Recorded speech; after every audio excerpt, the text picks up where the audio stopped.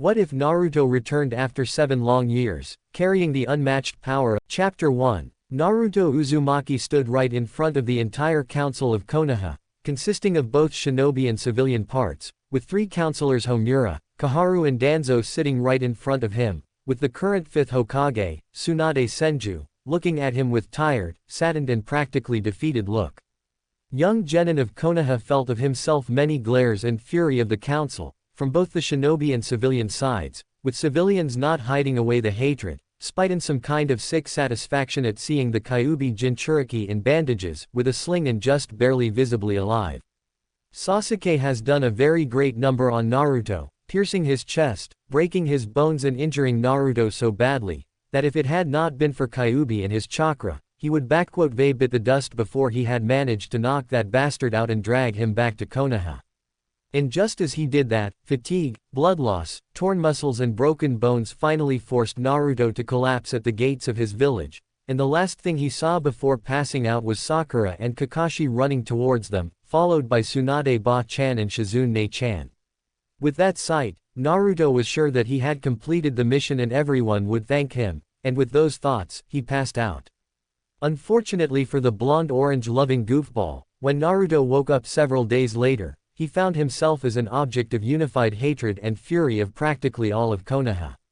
Not even an hour after he awoke, Sakura had come to visit him, and Naruto greeted her with a smile and cheer, but all he received were 2 punches in his face and a broken nose, followed by proclamations of hatred, endless berating and statements of Naruto breaking his promise to Sakura about bringing Sasuke back to her unharmed. Naruto didn't have either strength, will, nor opportunity to answer back, before Sakura left Naruto, calling him a demon and a monster. That brought back bad memories of many times when Naruto had been called that way, and along with blood flowing out of his broken nose, tears came as well, the feeling of betrayal and suffer creeping its way into his heart again. Over the course of the day, Naruto had received many guests, and all were worse than the last one. Shikamaru, the leader of the mission and one of the few people that Naruto saw as a friend, had berated the young blonde on his recklessness, brutality and deceit that Naruto had used for so many years, as Shikamaru revealed to Naruto that now everyone knew that he had Kyuubi in him.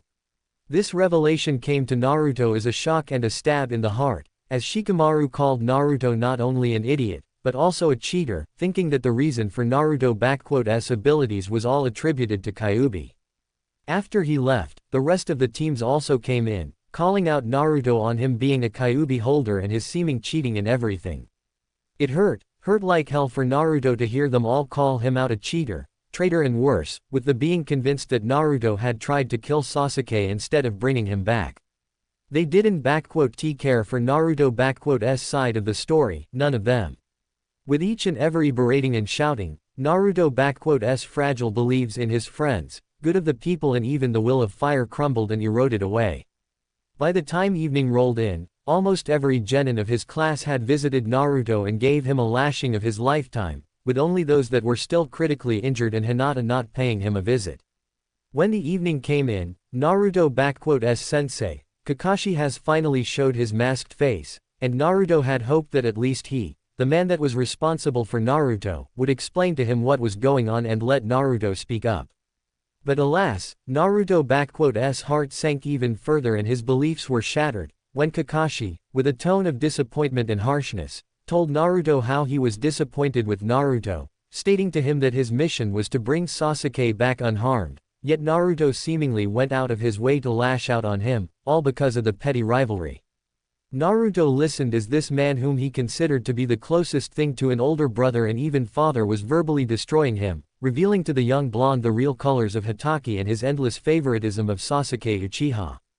Kakashi ended his tirade about the importance of teamwork, how Naruto had went up against everything that he had taught him, and also against the teachings of Naruto's favorite Hokage, the 4th Hokage, with information that Naruto was no longer his student, nor was his secret protected as Konoha Council finally revealed it to everyone in the open. When the Cyclops had left Naruto, young blonde looked worse than ever, with a feeling of his soul being torn to shreds and his heart crushed to nothing. For the first time in years, Naruto had wished that he was dead. When the night rolled in, with Naruto hoping to at least lay down and sleep, he received the very last visitor Jiraiya, the pervy sage and a man that Naruto had admired almost as much as the third Hokage. By the end of his visit, Naruto's opinion had changed drastically, as Jiraiya had expressed the very same disappointment and anger with Naruto as everyone else, with Toad Sage going as far as to admonish Naruto for using Rasengan on his friend to kill him and relying on the demonic fox to fight Sasuke. Just like all the others, Jiraiya cared not for Naruto's critical condition and what Sasuke had done to him, instead focusing on Naruto's failures. Toad Sage had expressed to Naruto that Lord Third and Fourth would be sourly disappointed with Naruto, especially the Fourth, along with informing young Genin that he was no longer a summoner for Toads, as Jiraiya had terminated Naruto's contract. Everything that Jiraiya had said, Naruto simply took in with a blank expression, showing no emotion or anything, only letting his tears fall freely as the man he once respected was berating him for practically nothing. When Jiraiya left Naruto, young blonde simply stared at the wall with the dead expression and not even will to move anything. Years of berating, beatings, isolation and hatred, and now all coupled with what he heard today from essentially the closest people Naruto had. Everyone has a limit to how much pain and sorrow they can take, and no matter how strong your spirit is, how powerful your will is and how much light you have in your heart. Naruto Uzumaki had always clung to the belief in best of people and that he had those that cared for him, yet today he faced the harsh and cold truth of his life. No matter how much he had tried, fought, bled and protected, people of Konoha will always see Naruto as a demon and trash. And with this realization, came the understanding that Naruto's dream of becoming a Hokage was only ashes to him now, because with so much pain, suffering and sorrow that he had experienced, Naruto's soul couldn't hold on to a hope of finding happiness in Konoha any longer. For the first time in his life, Naruto had let the long-quenched and restrained hatred for Konoha gain a hold of his heart. It was always there, festering and expanding, like a cancer, with every glare, every beating, berating, bias and more. Naruto had tried as hard as possible to quench it, but now, he accepted the simple fact that he had realized when he was a kid. He hated this place, he hated the Konohagakure and he hated its people for all they done to him. Naruto has had enough and the wall that held back his darkness finally crumbled, with the blonde accepting the cold and harsh reality as it is. The next morning Naruto was woken up from his dreamless sleep by Anbu and Shizune, informing him that he was summoned into the council chambers immediately. With the help of Shizune, Naruto was able to dress up and get to the place. Where he stood now, feeling the collective glares, hatred and resentment from everyone in here, save for Tsunade, Shizune, Kurenai, Anko, Hinata and Anbu guards that were here, as Jonins were also summoned here, along with heirs of clans and current generation of Genins, including Sasuke, who was looking at Naruto with a victorious smirk and arrogance that couldn't be hidden away even by a Hokage mountain. Out of everyone in the room, Kurenai and Anko Mitarashi were looking at the bandaged and battered boy with unhidden sadness and sympathy, with Kurenai, much to everyone's surprise, practically having tears in her eyes, while Anko was supporting her, while Tsunade simply allowed her tears to fall. Naruto was surprised at looking at them all, but in his mind, he already knew what this was all about and he was already prepared to what was to come. He has had enough of Konoha already and seen how rotten it is for him, so there was little to nothing that they could to surprise Naruto at this point. Genin Naruto Uzumaki, in light of your atrocious behavior towards Konoha, dishonorable actions in the field, attempted murder of clan heir and fellow shinobi of Konoha, Sasuke Uchiha, usage of A-rank kinjutsu and endangerment of Hidden Leaf Village by releasing Kyuubi chakra, the Council of Konoha has found you guilty of all charges. You are hereby stripped of your status as a genin and a shinobi of Konohagakure no Sato. Your property, valuables and money are stripped of you in order to compensate the damage done by you to Uchiha-sama in this village.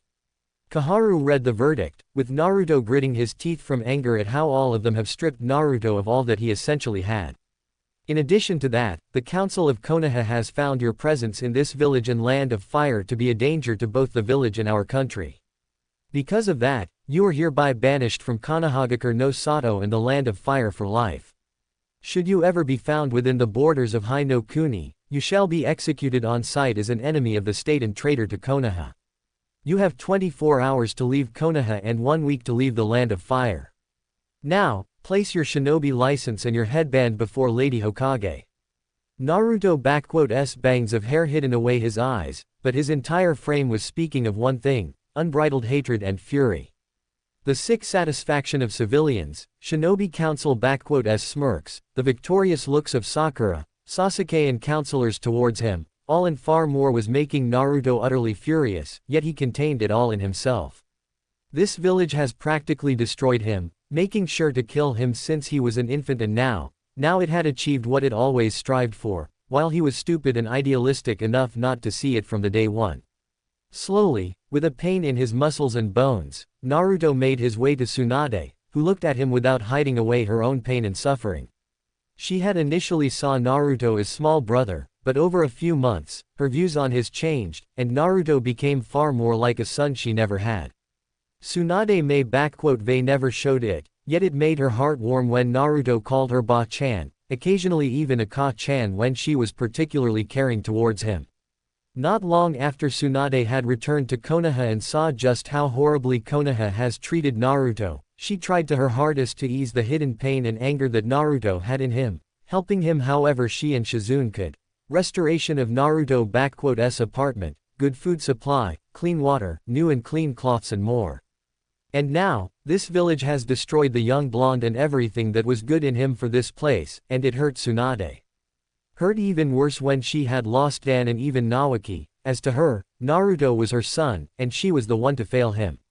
As she was absent, tending to Naruto's injuries, Council took this as a golden opportunity and used it to the fullest, doing its best to exile and destroy Naruto, take away everything that he had, all right under Tsunade's nose. Tsunade had never hated the village her grandfather and granduncle had built, but after this and what she had found out later on in Sarutobi's files, Tsunade truly, for the first time in her life, felt an utter hatred towards this place. Naruto saw the familiar pain in Tsunade's eyes, and only gave her a sympathetic look. Young blonde May hated this village now, but not Tsunade, nor Shizune. They were never the ones to hurt or betray him. No, they were about the only ones to truly help him, to care for him as he was and without any deceit. He may looked like a fool, but even Naruto knew that this farce was fully on hands of the council and not his surrogate mother and sister. With a free hand, he took off his headband and placed it onto the table, followed by his license on top of it. When Homura was about to reach it with her hand and a sickeningly satisfied look, Naruto slashed a kunai right into both of them, piercing the symbol of the village and his license, surprising and shocking everyone, as kunai went right through both objects and table, earning him even more heated glares. Before anyone had a chance to say anything, Naruto finally spoke up. "Good riddance," was all that he said, with a voice filled with coldness, hatred and resentment, one that was completely foreign to everyone's ears, with Kurenai, Enko and Shizune breaking down at those words, while Naruto wobbled away from the chambers, not caring for the insults thrown towards him by his former friends and others. Naruto. Right when Naruto was about to leave the building, he was stopped by the voice of Tsunade, making him turn around and see her coming towards him. Naruto, I am so sorry, I. Don TB. Naruto simply stated to Tsunade, surprising her a little. You and Shizune-chan had nothing to do with it, I know it. The council, civilians, shinobi, advisors, I long knew that they wanted to get rid of me, I was just stupid enough not to accept it. I am actually surprised they even allowed me to live, I was ready to meet the executioner blade, to be frank with you. Naruto, Don T say it like that. It not like you. Tsunade practically shouted at him in shock. I know that what happened here was harsh and it was utterly atrocious, but Don T let it get to you. I will overrule them and they regret ever doing such a thing to you, and you be back in no time.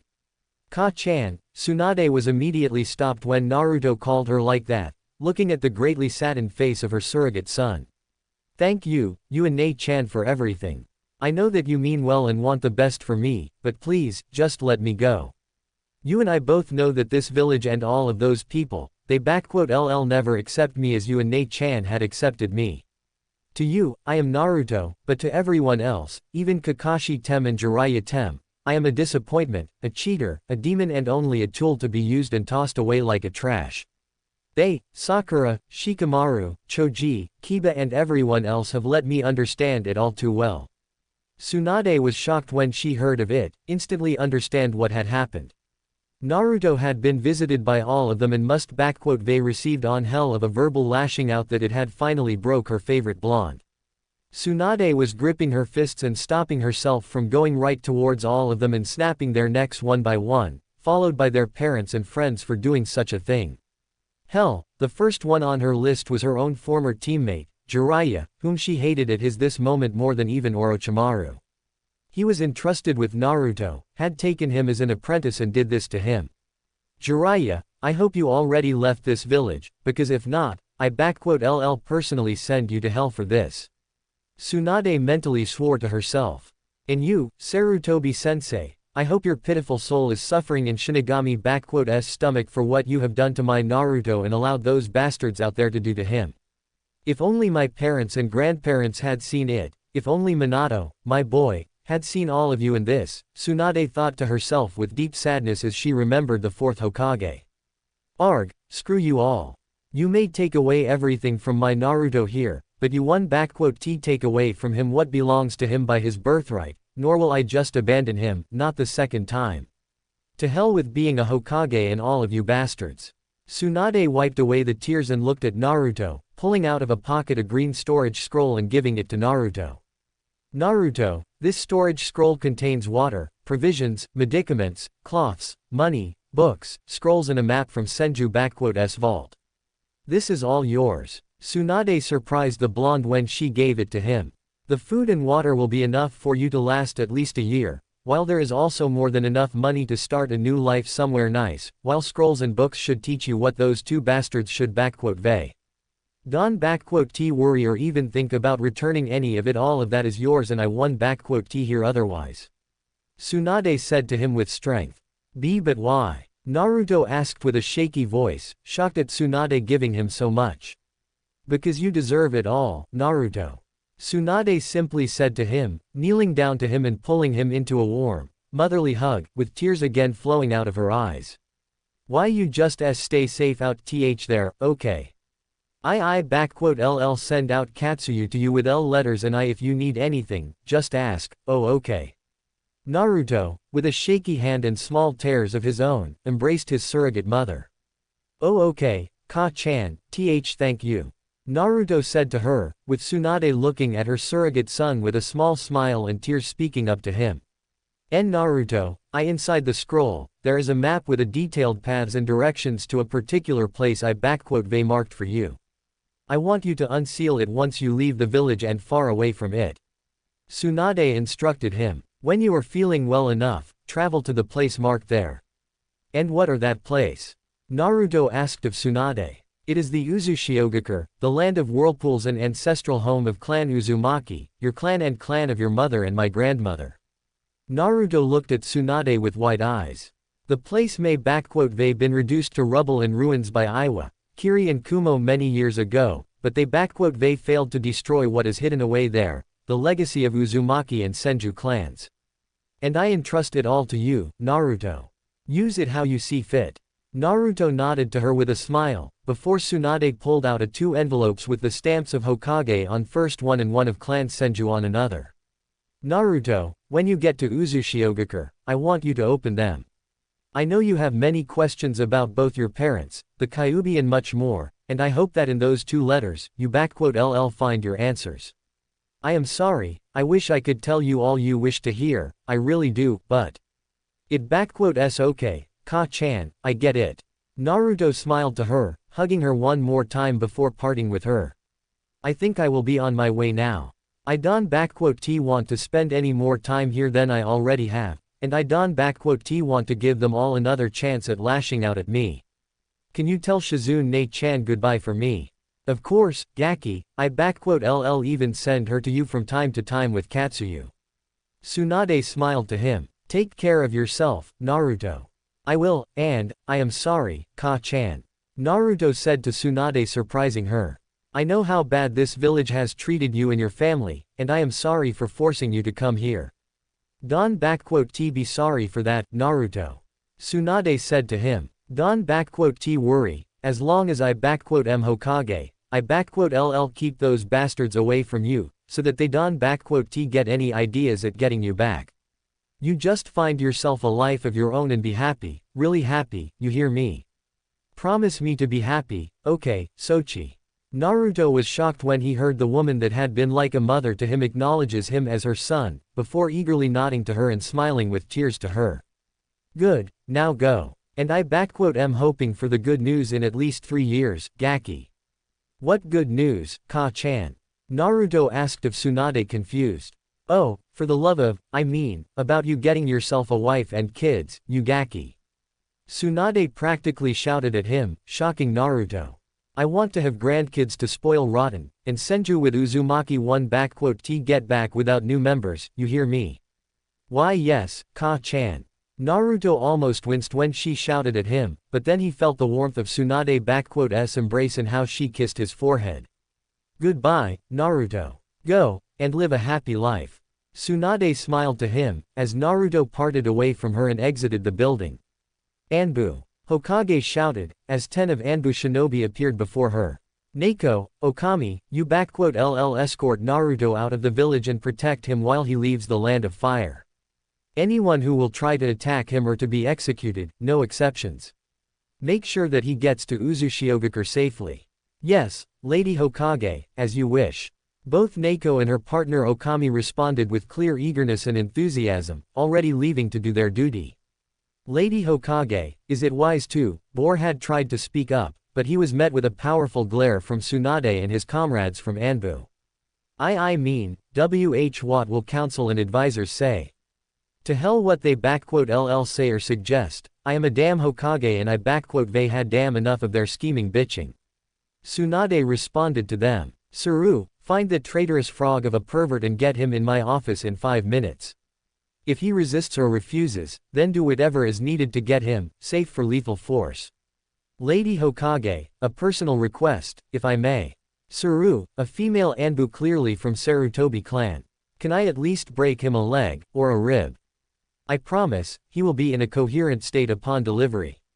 Suru, I they already said to you, if he resists, do whatever is needed to get him, safe for lethal force. Tsunade could they sworn she saw in Suru eyes a murderous gleam, though she couldn't fault an Anbu. If anyone is killing that bastard, that s gonna be me. Tora, Taka, you are now on surveillance of Sasuke Uchiha. He tries to even get close to any of the gates or shows any signs of leaving, I authorize you to detain him with extreme prejudice and send him to prison, got it? With pleasure, Lady Hokage. Both responded, feeling especially vindictive for the young blonde who s suffering they witnessed today, leaving already. The rest of you, carry on as you were. The rest of the Anbu nodded and disappeared, with Tsunade seeing Kakashi and Haruno Sakura already coming to see her. Hitaki, Haruno, what do you two want, and be quick about it. Lady Hokage, I wish to ask you to train my genin Sakura Haruno as a medical nin, since, Kakashi had begun with his usual eye smile, but he was immediately shut down. Denied. I will never train this disgrace of a kunoichi in arts of medicine and surgery, never in my entire life. Tsunade harshly and mercilessly replied, shocking Kakashi and Sakura.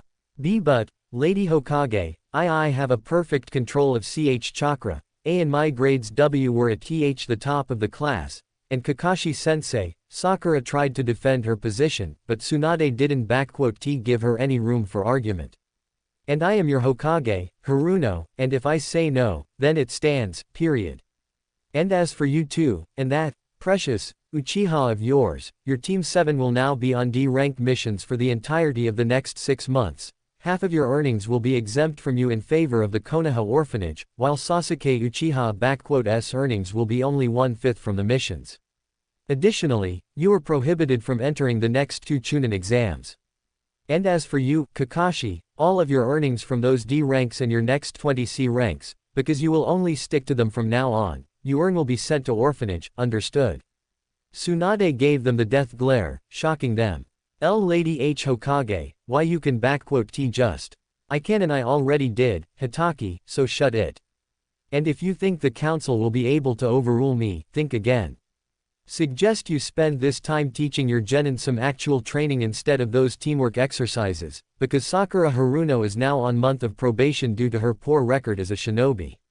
If within the said month she does not improve her skills, I LL personally boot her out of the shinobi program and deny any appellations about return. And until the probation is over, no other shinobi of any specialization will give her any training. The criteria for completion of the test I LL give you later, Hattorii, so you best get to work, because if she fails, then I will consider it as an evidence of your incompetence as a Jonin shinobi and there will be a suitable punishment for this for you. As for your favorite Uchiha, I LL be placing a special traitor mark upon him, so as to make sure that pathetic excuse for shinobi Dosen T escape again, and if he does, you know what will happen with him, Don TU. Lady Tsunade, you are taking this too far. What could they caused my team to suffer such uncalled for punishments? Kakashi asked of Tsunade, genuinely shocked at hearing this, knowing full well just what a special traitor mark means in Shinobi World. Your blatant bias, favoritism and also your inadequate work as Jonin, shinobi, and self-proclaimed best student of 4th Hokage, Hattorii. Had you really cared for Minato teachings and followed him, you would known by now, that you sullied his memory and legacy in the worst possible way. Now, get out of my sight. Tsunade roared at them, making the two scatter away from her, while her thoughts were once again with her surrogate son. Take good care of yourself, Naruto. And I hope you are watching over him, Minato. I am very sorry I had failed you, and I hope you LL forgive me, my boy.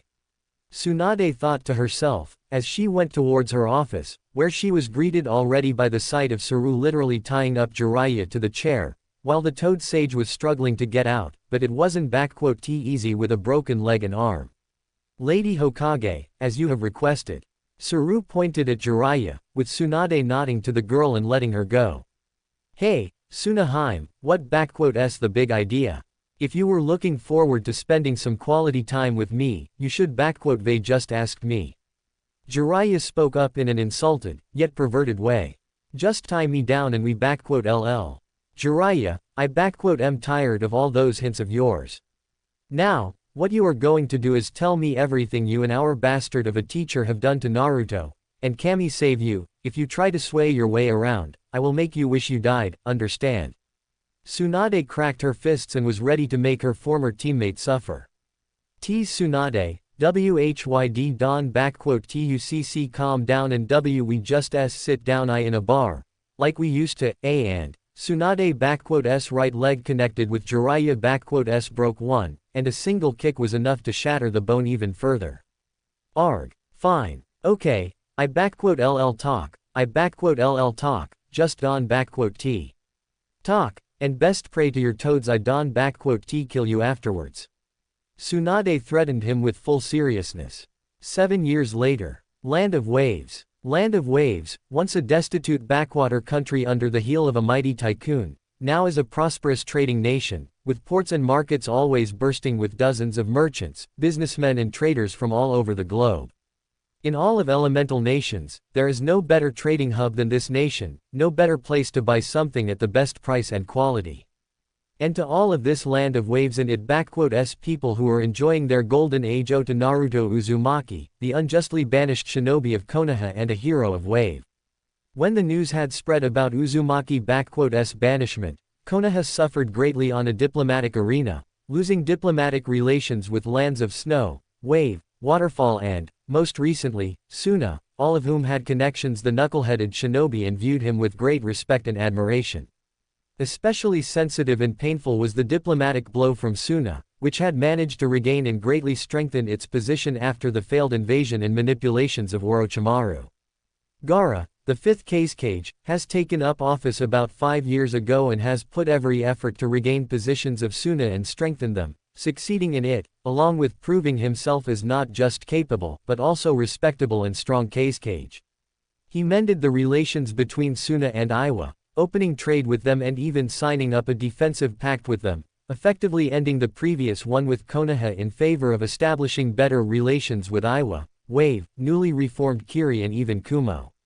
That blow to the pride and prestige to Konoha is still very fresh and one to be forgotten anytime soon, that is for sure. And while most of the elemental nations were enjoying a period of relative stability and peace, currently in the land of waves, things have suddenly taken a turn towards the slight instability, when two persons wearing black cloaks with red skies on them appeared in the capital, causing destruction and chaos right out the bat, causing people to run for their lives or become a cannon fodder for the Akatsuki. Usually, members of the elusive Akatsuki act with restraint and stealth, yet this particular pair has traveled all the way to the wave for a specific reason: collect a very hefty bounty on Hanzo Hattorii, an S-rank Ronin, a shinobi without a village, but not a nuke nin, who had played a critical part in Kiri-S civil war, as well as in Mizu-S civil war, which swept through country when 4th Mizukage murdered Daimyo and his entire family. Once a relative unknown, Hanzo appeared in Kiri over 6 years ago and steadily became one of the deadliest allies of current 5th Mizukage and current daimyo of Mizu, Ieyasu Tokugawa, earning himself titles such as Karigakure no Oni and Kage no Shi, first one earned after Hanzo single-handedly killed over 150 Kiri-S shinobi, within an hour, and second after he killed the 4th Mizukage in single combat. The war had ended about 4 years ago, yet Hanzo continued his work as Ronin, providing his services to first the rebuilt Kiri, then Kumo, later Iwa, and then Tsunade, earning himself a reputation as a reliable, honorable and resourceful shinobi. Konoha had also tried to offer him to come to their village and work for them, but, much to their dismay, Hanzo refused every time, stating that he wanted nothing to do with them. Toad Sage Jiraiya had tried to track down Hanzo once, but only ended up drawing to himself attention of Iwa-S and Kumo-S Shinobi Corps, who were all too happy to repay their debts to Hanzo. Only about 2 years it became known that Hanzo presides in Wave, which is where Akatsuki have decided to go and get the elusive Ronin. Kakuzu of Jongu and Hidan had thought that Hanzo-S reputation was exaggerated and he would be taken down by them easily. They were proven wrong, badly, as Hanzo quickly appeared before them and somehow not only transported them out of the center of the capital and onto a clearing, but was overwhelming the pair and driving them both to their ends. Kakuzu had already lost 3 of his hearts and was running low on chakra and endurance, while Hidan had been incapacitated by Hanzo early on by a very powerful genjutsu of some sorts. Kakuzu had tried to get to Hidan and break it, but it proved futile as Hanzo intercepted him and it cost him 2 of his masks and hearts already. And now he is stood in his long-range form with stitches all over him, while his opponent, dressed in a black sleeveless samurai shirt with red trimming on its edges, underneath which was an armored torso plating, with a black mesh bodysuit, shoulder and wrist guards on them, while hips were protected by samurai-like light armor with a black anbu pants, leg guards and closed boots. On the back of the shirt was a symbol of a raging red tornado made in a way of red 7-pointed shurikens surrounded by numerous handless blades. Hanzo himself possessed black, with a bit of silver, spiky hair, with a tail behind his head and 2 spiky bangs on either side, blue, closer to silver, eyes and a black featureless face guard that covered all beneath the eyes. In his hand he held a katana with a black handle and a slightly longer than usual blade, while the additional sword rested on his right hip. Hanzo looked at his battered opponent, sheathing his sword and speaking up. "From what I can tell, you only have enough chakra left for 4 more minutes in that form, no less." Hanzo noted out, looking at Kakuzu. "I can simply stall you until you run out, but that would be too risky on my part." "True enough, and I can take any more risks." Kakuzu sent out his stitched arms right towards Hanzo, using it as a diversion, while his hidden lightning mask deals the finishing blow from behind Hanzo. Hanzo saw the stretched arms making way right towards him, but he also sensed how Kakuzu's last mask was charging up its blast from behind and shooting at him. Deciding to finish this fight, Hanzo swiftly made a series of 4 hand signs, channeling out of his body chakra.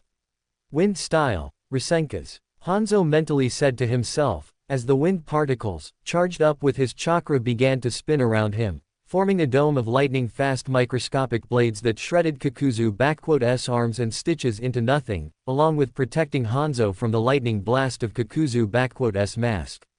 A mortal bounty hunter roared in utter pain, as his arms were destroyed and he lost any ability to cast his jutsu.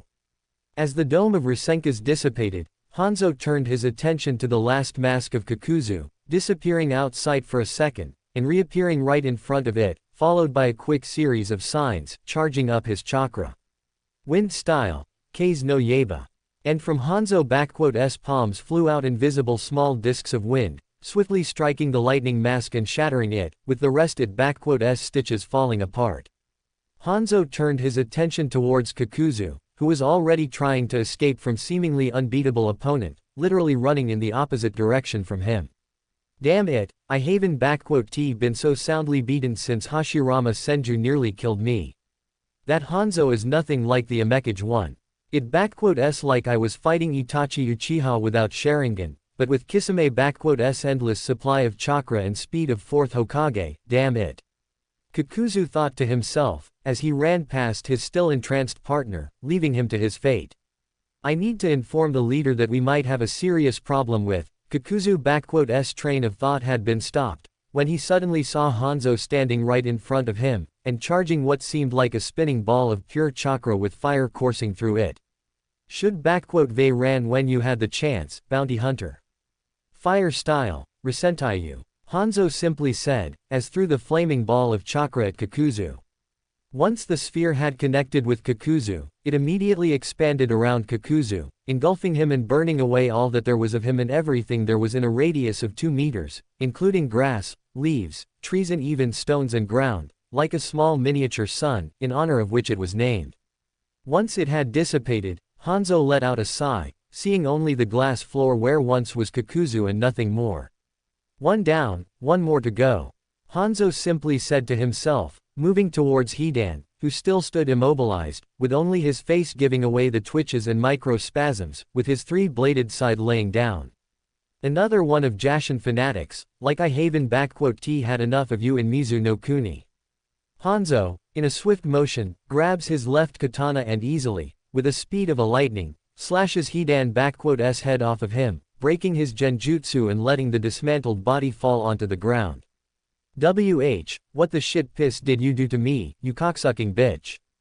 Hidan immediately shouted at Hanzo, seeing his head laying on the ground and his body near him. Do you know what I do to you when I get my hands on you, you? No, because you won have a chance.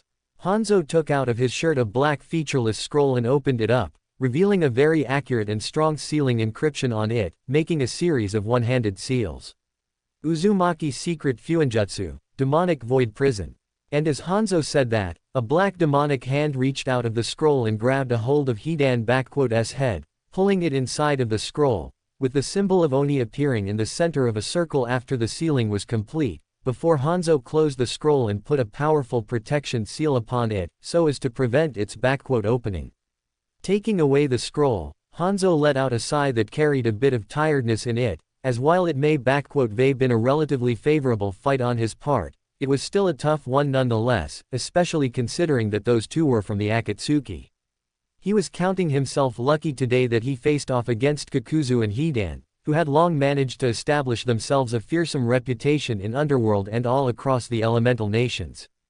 It is always easier to fight off against the enemies that are famous, since their abilities are known at least in scarce details, and those two wherein the stealthiest lot, so Hanzo, knowing that he would eventually become a target of the Akatsuki, prepared himself for an occasion. Still, he was extremely lucky that they not only were among the weaker Akatsuki, but also underestimated him, badly. However, while he may won this match, their appearance here means only one thing for him and his family. There be others, and next time they probably send someone of a better skill, much better. Hanzo thought to himself, as he made a series of hand signs. Fire style, Ao Enden. With that, he spit out of his mouth a flame of blue fire and engulfed with it the body of Hidan, standing over it and watching how the dismembered corpse turned to ashes and never to return. Considering that a single Ronin has managed to kill both Akatsuki members at the same time, they will most certainly send those that are the most proficient and dangerous to deal with. And since I don't know who is at their top, yet, I can only prepare for the arrival of Itachi and Kisame, and either of the two could easily kill Kakuzu and Hidan, so it won't be a walk in the park with them, especially not with Itachi. And worst of all this, we have move out of here, and soon. Hanzo let out a second sigh, knowing full well what a pain it's going to be for him and his family now. Well, point standing around here. The girls must be going crazy with worrying out at home. And with that said, Hanzo disappeared in a flash of black and red. Hanzo's house. Appearing in front of a two-flowered wooden house, a relatively modern-looking one, but not an excessive or too expensive-looking either, Hanzo removed the face guard off of him and went straight to the door. Opening it up, Hanzo was immediately greeted by the sight of two women, both looking ready for a fight, but immediately relaxing at seeing him. The first one was a young beautiful-looking blonde woman with long blonde hair flowing freely, dark eyes and red lipstick, wearing a short-sleeved black and purple blouse and black pants, both of which had a design similar to clouds on them. The young woman relaxed, seeing her husband, as her nails shrunk back, and two blue flaming tails disappeared, smiling with a relief at him. The second woman had long, bright red hair and large, pupilless eyes. She wore an elaborate, high-collared white kimono with the Uzushiogakure symbol on the back of the obi which was tied around her waist. Her hair was bright red, long and spiky, and reached to her waist behind her. She too had calmed down and went straight ahead to hug her husband, along with the blonde woman, speaking up. "You are here," she simply said to him, but with care and love in her voice. "You should let us both go with you, and who would stayed to look after the house, after Yusaka and Masamune, Kurama?" He asked of his first wife, Kurama, or otherwise known as Kyuubi no Yoko, who stood in her human form, which she modeled after her first host, Mido Uzumaki, whom Kurama greatly respected, loved and admired. "You would killed me if something happened to either of them, and you know it. Still, leaving us out here in dark," spoke up Yugito Ni, a former kunoichi of Kumogakure and Jinchuriki of Nibi, declared long dead after her own battle with the Akatsuki 4 years ago, but saved by the man who holds her now. "We could left Matabi with them and go with you." "Mo, don you talk like that, Yugi-chan. I too was worried sick for our Naru-kun here and wouldn't leave him out, but kids are also important." Came the voice of a young beautiful-looking woman with black and blue hair, wearing a sleeveless blue dress with a black pattern on it, showing off her figurine and tattooed legs and arms in pattern of stripes, with right eye of yellow and left of green, and with seeming tattoos of cat whiskers, rushing towards her husband and hugging him. "Naru-kun, tell me, are those?" "Yes, Mata-chan, they are gone, and they won't hurt either of us here, nor our children," said Naruto Uzumaki, once a former shinobi of Konohagakure, a Jinchuriki of Kyuubi and betrayed by the very people he swore to protect, now known to most of the world as Hanzo Hattorii, husband to two Biju and another former Jinchuriki, father to two children and one of world's strongest and most dangerous shinobi. "And I won't let them, never." Throughout 7 years of his life, Naruto has went through a lot of things, having grown, both in height and personality, maturing in the harshness of the outside world, gaining wisdom in life and knowledge of his ancestral clans, Uzumaki and Senju. He went through one hell of a journey before he got where he is right now, and his first stop on that journey was Uzushiogakure, the ruins of once mighty and proud hidden village of Uzumaki clan. At first glance, Naruto didn't believe he would gain anything there, but Tsunade was right, as she had left him instructions to him on how to get to one place that Uzumaki had preserved the most. The hidden temple of Sage of Six Paths, where the most valuable and precious things that Uzumaki had kept, something that all nations in the world craved, yet only Naruto had access to the great Uzumaki library, housing hundreds and hundreds of scrolls, books about ninjutsu, taijutsu, genjutsu, kenjutsu, and the most valuable of them, fuinjutsu. The knowledge of over 10 generations of Uzumaki, Senju and even Utsutsuki Hagoromo himself was at Naruto's disposal. With a determination matched only by his desire to learn, to grow stronger and surpass what he once was, Naruto took to all of it like a fish to water.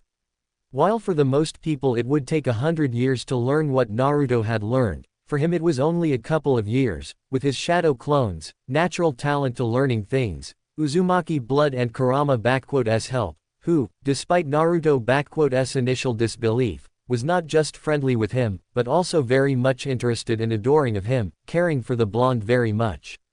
The reasons to that, along with a great number of revelations about Konoha, his past and his time in Konoha came only later, practically at the end of his stay in Uzushiogakure, and they had only cemented what Naruto had made himself into, transforming a blonde, loud-mouthed idiot into a true definition of shinobi, with knowledge and legacy of his clans in him. When he had left Uzu for the world, Naruto was far smarter and more mature than before.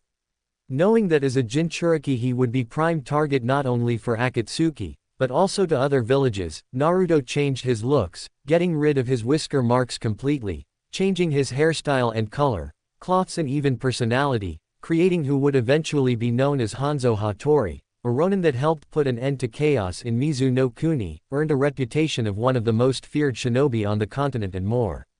Naruto didn't think he would end up becoming who he is now, but he was glad that he did, as he helped put an end to 4th Mizukage and his reign of terror, with Ieyasu Tokugawa unified the collapsing nation, saved the 3rd Tsuchikage from an assassination by Han, a fellow Jinchuriki that went rogue, gave Gaara peace with Shukaku through modifying his seal to the same level as Naruto and not to mention many various things he has done to Kumo, Iwa, Suna, Kiri and others. But probably the most important things in his life that he had achieved were falling in love with Kurama, Yugito and Matabi, and fathering Yasaka, his and Kurama's daughter, and Masamune, his and Yugito's son. With the absolutely extensive knowledge on Fuinjutsu from Uzumaki, texts of the Sage of the Six Paths and medical colossal knowledge of Mito Uzumaki and Hashirama Senju, Naruto had found a way to let Kurama be free without dying. He freed her of her prison in him, but he is still connected with her nonetheless, capable of drawing her chakra trough the link they share. By the time it happened, he and Kurama had long fallen for one another and Kitsune didn't hesitate to marry her former jailer, taking a form closest to her spirit and fancy. Soon after that, Naruto and Kurama had rescued Yugito from Kakuzu and Hidan, and the former Kunoichi of Kumo stayed with them, for she was badly injured and considered dead. Soon after she recovered, the former Konoha nin grew onto her and she fallen for him, as did her own tailed beast, Matabi. It was awkward at first for Naruto, but he accepted them as well, and so, after freeing Matabi, they became one big family, that soon grew in number, with Kurama giving birth to Yasaka and Yugito giving life to Masamune. The fact that Kurama was pregnant was a shock to all, including her, but it would seem when Sage of Six Paths gave birth to tailed beasts, he granted them ability to become humans at will, and it came with the possibility of giving births to children. Never in her life had Kurama been happier than when, with the help of Tsunade, she delivered Yasaka and held her tiny baby in arms, with tears of happiness. Mama, Papa, just as Naruto had thought of, a voice of a 4-year-old little girl dressed in a yellow and black kimono, with golden eyes and long golden hair, came down from her room, followed closely by a little 3-year-old boy with short blonde hair, eyes blue and dressed in a blue shirt and white pants, looking at their parents. Are the bad people gone? Yasaka asked innocently, with Kurama moving to her, while Yugito went to her son, both kissing and comforting them. Yes, my little Kitsune, they are gone and one hurt neither mommy or daddy, or your little brother. Naruto said to Yasaka, going to her and Masamune, kissing their foreheads. Now, let see what your mommies have cooked up for us, shall we? Evening. Just as the children had went to sleep, Naruto and his wives came together in the guest room, knowing that they need to discuss something very important. They didn't want to scare kids, so they waited until they were asleep. And now, when there was no one to interrupt them, Kurama decided to begin. We all knew that this would happened eventually. Kurama said evenly. Akatsuki are starting to move and it's clear that we are their target. Kakuzu and Hidan didn't know about me being your Jinchuriki, nor about you, Yugi-chan, or Mata-chan. They were here only because of the bounty on my head. Naruto clarified, with Matabi and Kurama breathing a sigh of relief.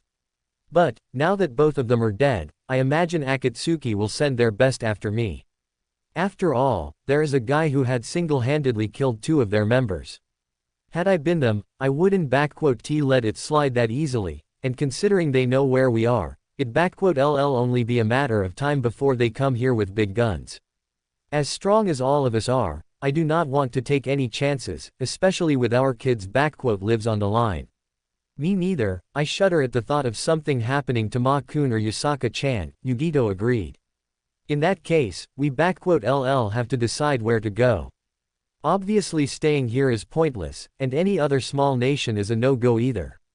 Our only options are the Big Five and their hidden villages. Kumo is out of the question, since they reseal Mata-chan in you, by force, and it will be back to square one for you, Yugi-chan. Naruto saw how his wives agreed with them. While Raikage and I are on good relations, I wouldn't put it past him to stab me in the back and use us all for his own benefit. Iwa is a no-go as well, especially considering the fact of Onoki using Akatsuki to his own benefit and give him Nibi, Kyuubi, their Jinchuriki and their children. He is just as old as he is spiteful, prideful and eager for revenge after the Third War, so he use us, no doubt about it. And as for Konoha, Yugito and Matabi clearly saw the looks of hatred on both Naruto and Kurama. No, never. I won those scums get even in 100 miles radius to me, Narukun and our children, not after what that bastard third and his frog apprentice did to us. Kurama said with strong anger in her. I never held any ill against them before. I understood what Mito had to do. With Kushina, it was hell and she was nothing like Mito-chan, always so, they had more than enough reason to hate her. But all of that doesn't even compared to what those bastards have done to Naru-kun, and how they banished him. Had it not been for Yusaka and those few that are grateful to in Konoha, I would gladly level it to the ground already. So far, Konoha and the rest of the world think that Naruto Uzumaki is dead, and it best that way. Aside from Tsunade Ka-chan, Shizune-chan, Enko-ne-chan and Kurenai Oni-chan, I do not trust any of them, especially the council and advisors. Naruto stiffened up when he remembered them all. And if they find about Yusaka and Masamune, what Hiruzentem and Jiraiya did to me will be nothing compared to what those bastards do with them. Hell, I would pay money to see Kurama go at Konoha. Which means that our options are Suna and Mizu. Matabi stated as a matter of a fact. Both options are nice and good, and while I don't mind the heat, neighborhood with our one-tailed brother doesn't sound too well to me. We all know how he is, especially around me and Kura-chan. He is actually really docile now, Mata-chan. Gaara even says that Shukaku is like, stoned. Naruto found the right word. But, while people in Suna are nice and Gaara is practically my best friend, Mizu is actually the best option. Ieyasu knows me and long has offered me a position at court. Mizu shinobi respect me, plus we have a house in Kiri and the capital there. Not to mention Mei-chan is also there, Matabi added up, getting a mock glare from Naruto. Oh please, we all know how much she loves you, Naru-kun, not to mention she adores the kids like she their mother, not to mention she is all for sharing the love. You are just determined to get her on board with this, Eren tu, Mata-chan. Naruto rhetorically asked of her, knowing the answer not only from her, but also from Kurama and Yugito. Alright, we first settle things with Tazuna, talk to kids and, suddenly, out of the blue, Naruto stiffened up and immediately darted to his swords and face guard, putting it on in his armor in matter of seconds. Someone unknown is approaching the house right now. Kura, once I leave, activate barrier, Yugi and Mata, kids are on you. I be back fast. Naruto said to them, putting on his game face and teleporting out of the house in a black and red flash. Front of Naruto house. Flashing back in the world under the shadow of the trees, Naruto scowled, looking at the intruders. In the last 7 years, he has faced off against tailed beasts Jinchuriki, armies of samurais, shinobi of every rank and many numbers, Kage and more. Naruto had survived and prevailed through all and more, but this is the first time that he was actually surprised the very gall of the intruders. Coming right in front of his house, thinking like they have the right, well, looks like it s time for Hanzo Hattorii to teach certain someone a lesson in humility. Jumping off of the tree branch, Naruto stepped out into the moonlight and spoke up. Not many dared to come to me so openly, much less survived. Naruto spoke in cold and emotionless way, eyeing the intruders. Now, state your business, shinobi of Konoha. To what do I owe the displeasure? Right in front of Naruto stood the entirety of Konoha S11, now promoted to the Chunins, some to Jonins, all grown up and prideful, standing right in front of Naruto. He saw familiar faces of Rock Lee, who had called him out as unyouthful cheater and deceitful demon, Shikamaru, who berated him for what he has done to bring the precious Uchiha back, Kiba, Shino, Tenten and more. The ones that were most interesting to him were Sakura, who looked just as she used to, only older and more mature, but overall, just as pitiful, pathetic and arrogant as ever. Naruto blamed Third and Jiraiya for making him develop a crush on her, due to certain reasons. And the next one who was interesting to Naruto was the man himself, Sasuke Uchiha, fully grown, sporting the same duck butt haircut, but now with a special traitor mark displayed on his right side of the face. Not only a leash, but also a brand, the mark to everyone, that this man had betrayed S village and everyone must know it. And if he ever decides to do it again, he won't live long enough to regret it. Along with the former Genins, Naruto saw their former Jonins, scowling at Guy, Asuma and especially Kakashi. Only Kurenai, the only person here, whom Naruto was actually happy to see and wished to only talk to her in private, yet. Hanzo Hattorii, Shinobi no Akuma and Kurigakure no Oni. Kakashi could only see a slight nod from the man standing in front of him. You have made quite the reputation for yourself.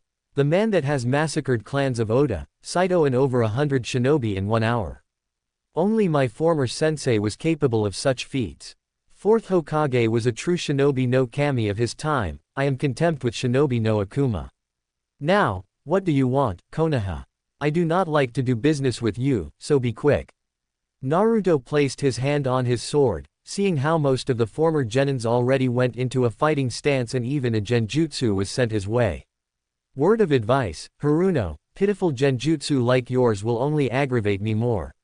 You have 3 minutes to state your business and get out of here. Or what? You honestly don't expect to defeat all of us here on your own. Kiba boasted loudly, with Akamaru barking up in agreement. You may be famous and all, but there's no way you can take me down. 2 minutes and counting. Naruto simply stated, not fazed by the threat. Kiba, silence yourself, we are not here to fight. Kurenai glared right at him, turning back to Hanzo Hattorii. Hanzo-san, we come here not to fight, but to negotiate. Our Hokage, Lady Tsunade Senju and Council of Konoha, wish to make contact with you and invite you and anyone you wish to bring with you to Konohagakure no Sato.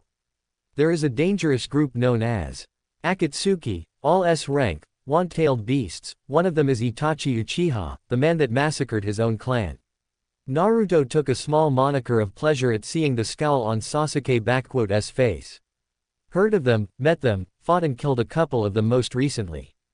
Naruto saw the shock on their faces. Your perverted frog isn the only who has been doing their homework.